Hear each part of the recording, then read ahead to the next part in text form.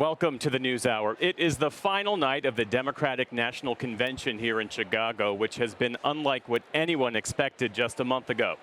In a few hours, Vice President Kamala Harris is set to accept her party's nomination for president and outline her vision for the country. Harris's running mate, Minnesota Governor Tim Walz, set the stage for her last night as he introduced himself to the American people and accepted his nomination, all with some Midwestern flair. Night 3 at the DNC featured rising party stars. That is the story of America. A parade of celebrities. What's up, DNC? And a musical nod to Minnesota. But the state's governor and evening's headliner, Tim Walz, was introduced by this group. Come on out, Scarlets! Former members of the high school football team he once coached.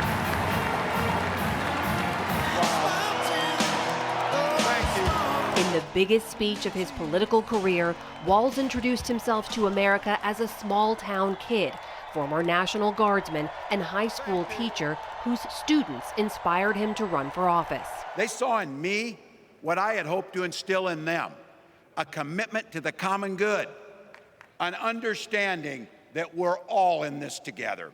Peppering his speech with the familiar campaign message of freedom. In Minnesota, we respect our neighbors and the personal choices they make.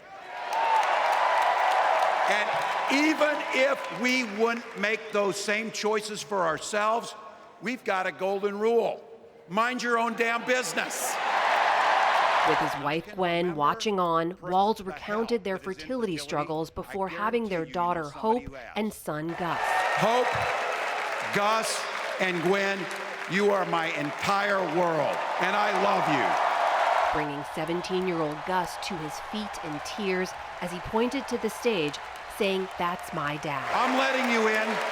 The Harris-Walz campaign has embraced a direction best summed up in a single word. Joy, joy comes in the morning. Kamala Harris, the president of joy. There is joy in it. Joy! A message underscored in a surprise appearance by hometown hero Oprah Winfrey. We won't be set back, pushed back, bullied back, kicked back. We're not going back. Several speakers, in fact, issued sharp rebukes of Vice President Kamala Harris's opponent, former President Donald Trump, including House Minority Leader Hakeem Jeffries. Donald Trump is like an old boyfriend who you broke up with, but he just won't go away. Bro, we broke up with you for a reason.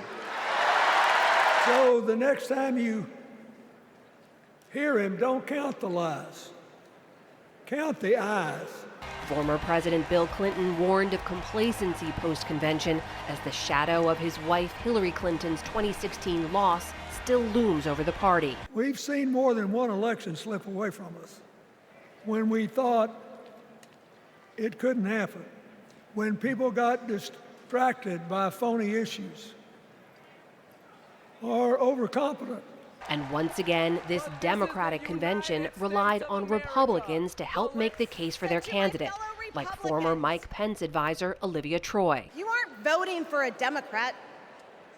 You're voting for democracy. In stark contrast to the raucous cheers, a somber, steady chant broke out as the parents of Israeli-American Hamas hostage Hirsch Goldberg Poland took the stage, calling for a ceasefire and speaking directly to their son. Hirsch, if you can hear us, we love you. Stay strong. Survive.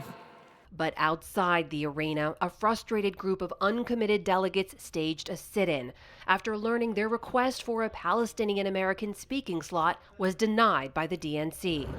The top of the Republican ticket, meanwhile, worked to counter-program in battleground Arizona. Comrade Kamala Harris.